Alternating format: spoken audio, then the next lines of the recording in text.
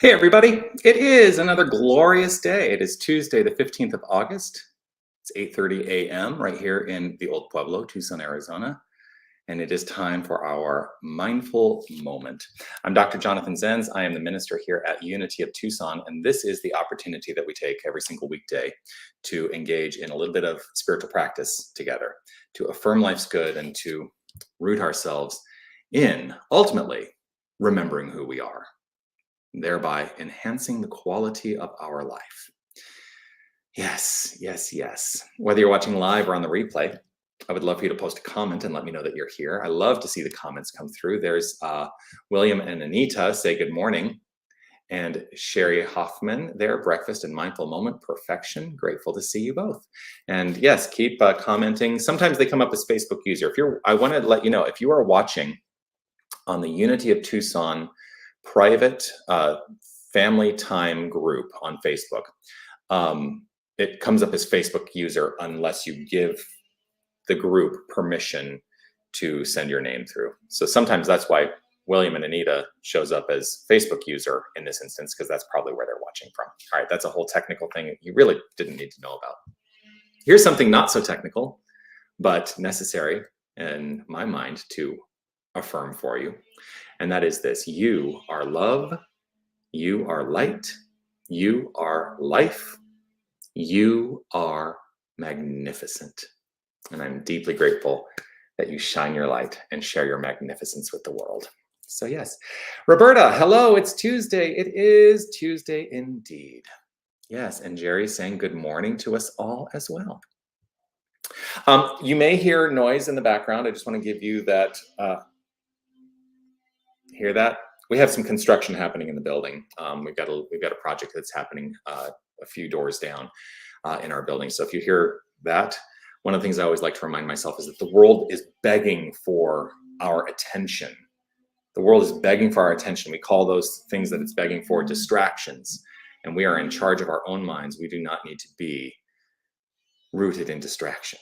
So I choose not to let that be a distraction to me. Today, I'm thinking about the construct of renewing our minds, ultimately renewing our minds. And the reason that this comes up for me is I had a conversation recently about the nature of ministry. And one of the things that happens as a minister is sometimes people come to us with, their story. They come to us with their story. And I want to talk a little bit about what story is in just a moment. But they come to us with their story. And oftentimes what people are looking for, and if even not in ministry, like people come to us with their story, right?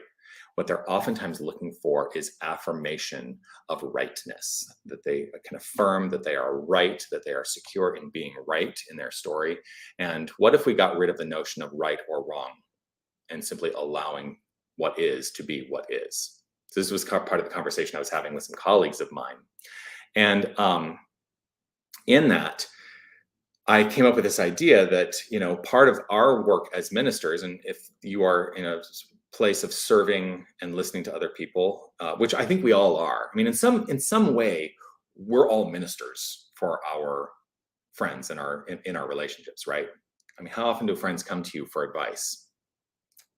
I always say, don't give advice.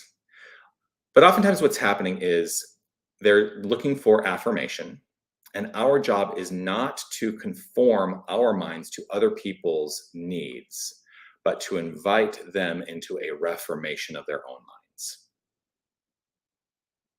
Really hear that. Our job is not to conform our minds to other people's needs, but to invite them into a reformation of their own minds. For it is in mind, it is in our belief system that as we address those things that are there, we are creating change in our experience. But if we're only looking for the affirmation of rightness, well, then we may be holding on to things that are detrimental to our well-being. Something to think about. Something to think about. So here's the thing about story. Have you ever found yourself filling in the blanks and creating a story? We all do it. That's the secret. We all do it, right? Part of our job is to train our minds to do it less and less, and perhaps even eliminate it entirely. Because as we eliminate the need to fill in the gaps, what we do is we open ourselves up to finding out what is actually so.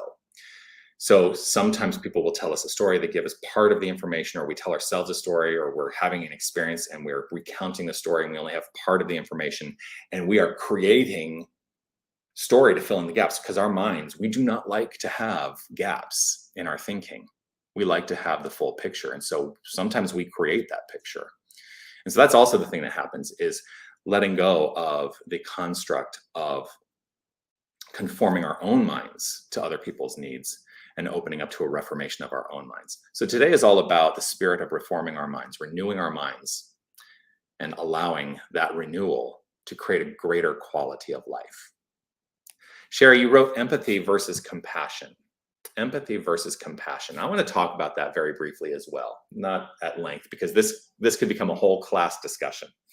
And if you go into advanced studies with me, we will get into the discussion of empathy versus compassion. I am all for compassion. Compassion, infinite unconditional love. That's how I understand. That is how I understand compassion, as infinite unconditional love. The issue with empathy is that we begin in empathy, what our mind is tending to do is to root itself at the level of the circumstance, at the level of the experience, rather than allowing the intuition to flow, the insight and the magnificent universal intellect to flow. And so when we're in empathy, and I want to be really clear, there are places where empathy is appropriate, but when we are working our way through the reformation of our minds, what I think is a stronger place is to be in compassion, unconditional love. And that when we are in the compassionate space of mind and consciousness, that we actually are setting ourselves up to be of greater service to those who seek our support. So I would say, know what's right for you. Consider that compassion is the stronger place to be. That's what I have found in my work. So there we are. Yes.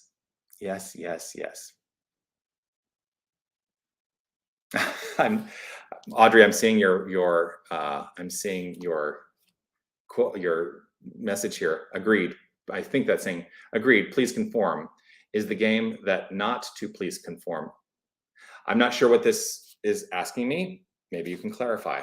If you want to type that in, I will look at it, but I'm also going to invite us into this time of allowing and affirmative prayer. So if it is safe and comfortable for you to close your eyes, I invite you to do so. Just relaxing into this moment, this pure, perfect moment.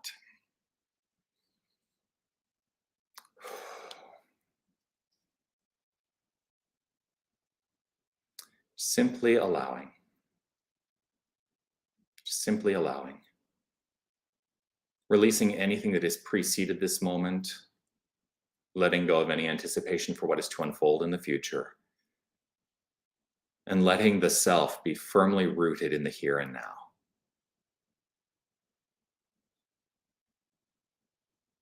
In this here and now moment, I open up to a greater understanding and awareness that there is only one infinite power and presence. There is only one source. There is only one resource. There is only one creative energy. There is love and nothing else. This love is unconditional. It is infinite, and it is flowing forth as expression. Everything that exists, everything seen, everything unseen, all expression, experience, circumstance. It is all the free flow of unconditional love. Love, the factor that is creative, the energy that is creative. This is who and what we are, each and every one of us. For there's no aspect of creation that is not 100% this loving creative energy, this source energy, this God energy. Nothing exists except it. And we are, each and every one of us, part of it. We are expressing it as the individualization of it. Each and every one of us uniquely identified as the power, the presence, the light, and the life that is God. Knowing this, trusting this, rooted in this understanding, I know that all circumstance, all experience flows forth from consciousness as consciousness embodied and expressed. For that is the nature of consciousness. And so each and every one of us is able and responsible to the expression of our lives and the experience of our lives. And I know that as we reform and renew our thoughts, as we reform and renew our consciousness, as we reform and renew our beliefs, we are creating a greater experience and quality of life. I choose to do this and I allow this to unfold from the construct of a compassionate heart, an unconditionally loving heart. And I know that everything that flows forth, rooted in compassion, is rooted in the divine. And so I allow more of the divine to let itself be known in all expression and experience. I step out of the way. I step any consciousness or consideration of limitation. I step it out of the way and I trust in the infinite, knowing that that is who and what I am. That is who and what each and every one of us is. We are this infinite power and presence. And so with gratitude overflowing, I welcome a greater quality of experience. I welcome the good. And I release this word as law, knowing that it is done because it has been considered and spoken. I let it be so. I release, let go, and allow. And I affirm it by saying, and so it is. And so it is. Amen.